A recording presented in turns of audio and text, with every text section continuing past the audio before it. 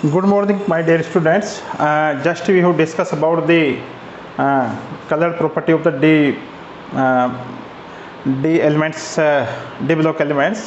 तो उसमें जो अपने just we have discuss about d d transitions, और डी डी ट्रांजिशन के बाद में जो सेकंड टॉपिक्स था वो है charge transfer spectra. Okay, we know that.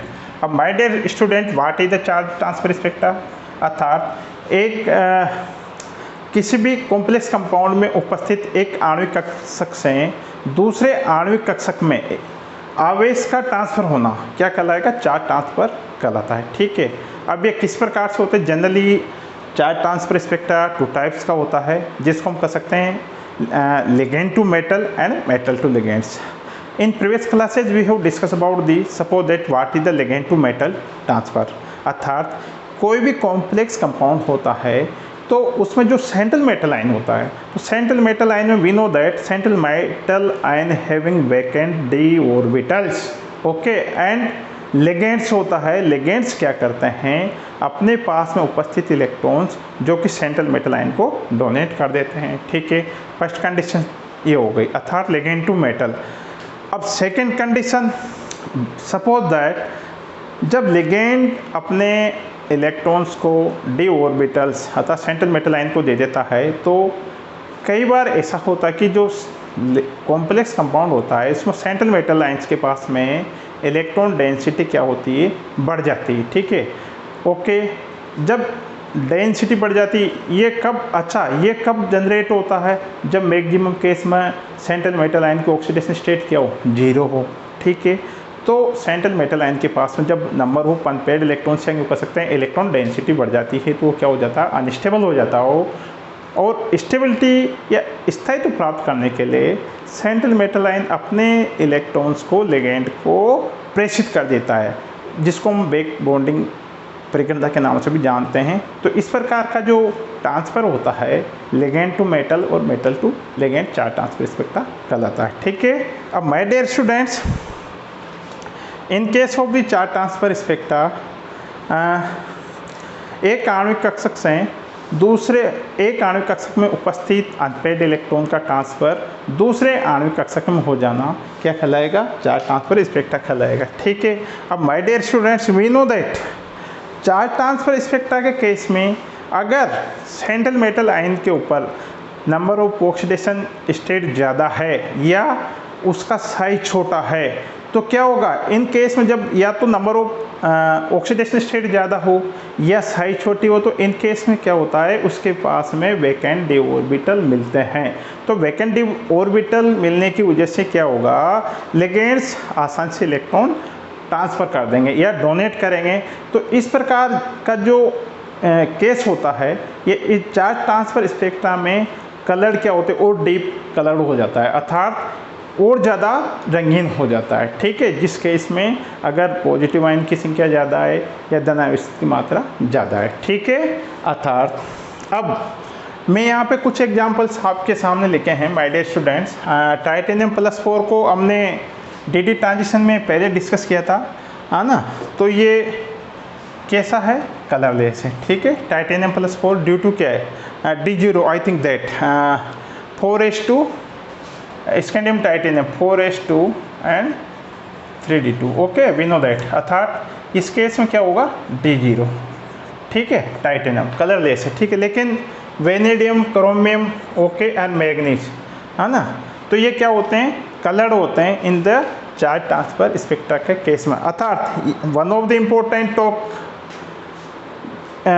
जब अपन ने डी डी ट्रांजिशन की बात की थी तो वहाँ पे जो D0 थे वहाँ पे क्या थे? कलरलेस थे. लेकिन वो इन case of the charge transfer spectra के केस में क्या होते हैं? रंगीन या कलर हो जाते हैं. ठीक है. ये ध्यान रखना. ठीक है. अब जैसे सपोज दैट वेनेडियम की अगर अपन बात करेंगे तो क्या होगा? स्कैंडियम टाइटेनियम वेनेडियम 21, 22, 23 के केस में क्या होगा? 4s2 D3. ठीक है. तो यहाँ पे अगर V+5 पे तो 5 इलेक्ट्रॉन निकल जाएंगे तो D0 आ जाएगा. लेकिन फिर भी वेनेडियम में, क्रोमियम में, मैग्नीज, ये क्या होते हैं? इन चार्ज ट्रांसफर स्पेक्ट्रा के केस में कलरफुल होंगे, अर्थात रंगीन होते हैं. जैसे B5 ऑरेंज है, ये वॉयलेट Mn+7. ठीक है. तो ये ध्यान रखना माय डियर स्टूडेंट्स. ठीक है.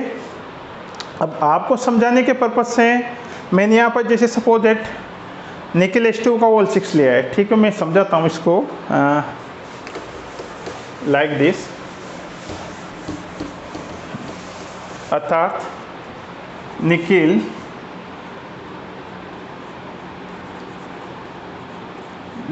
H2 ओल 6 प्लस 2, ठीक है, ये ध्यान रखना।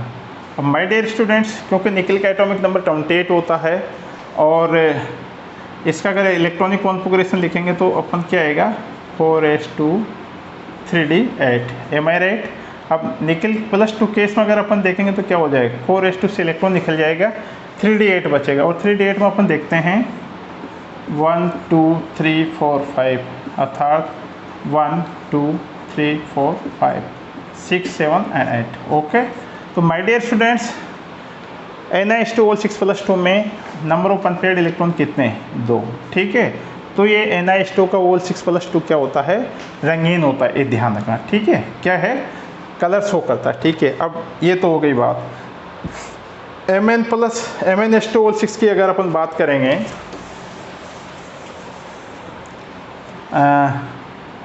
MnH2 का ओल 6 plus 2, okay.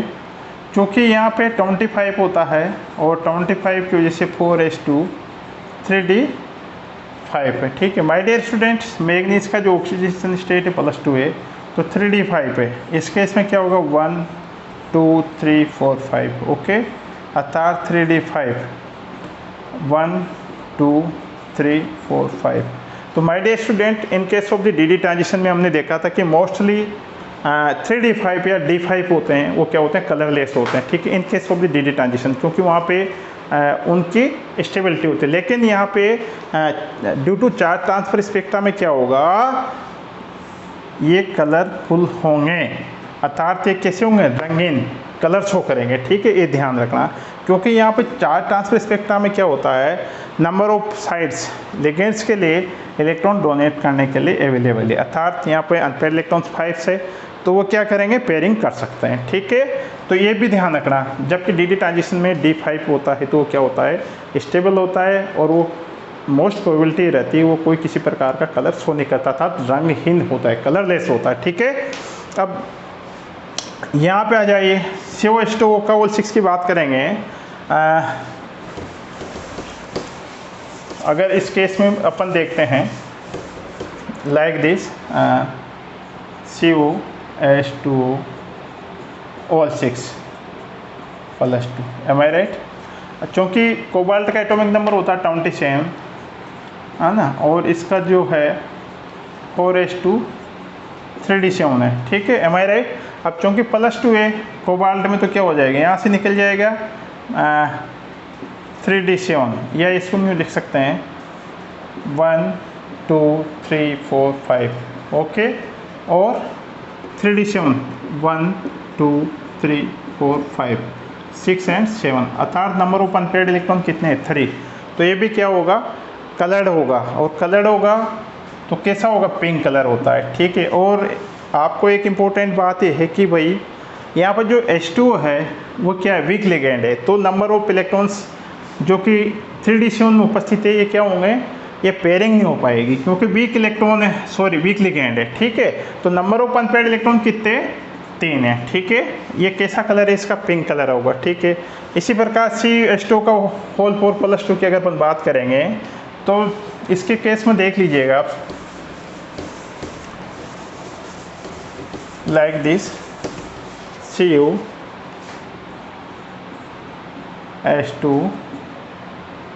Whole 4 plus 2, okay, am I right. अब चूँकि Cu, ठीक है, प्लस 2 है, 4s2 3d9, अर्थात इसमें यहाँ से चला जाएगा तो 1 2 3 4 5 1 2 3 4 5 6 7 8 9, ठीक है, 1 अनपेयर्ड इलेक्ट्रॉन है, ठीक है। तो ये क्या होगा, कलर्ड होगा।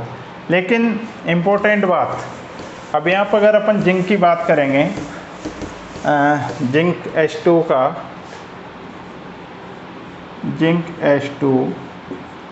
का होल 4+2।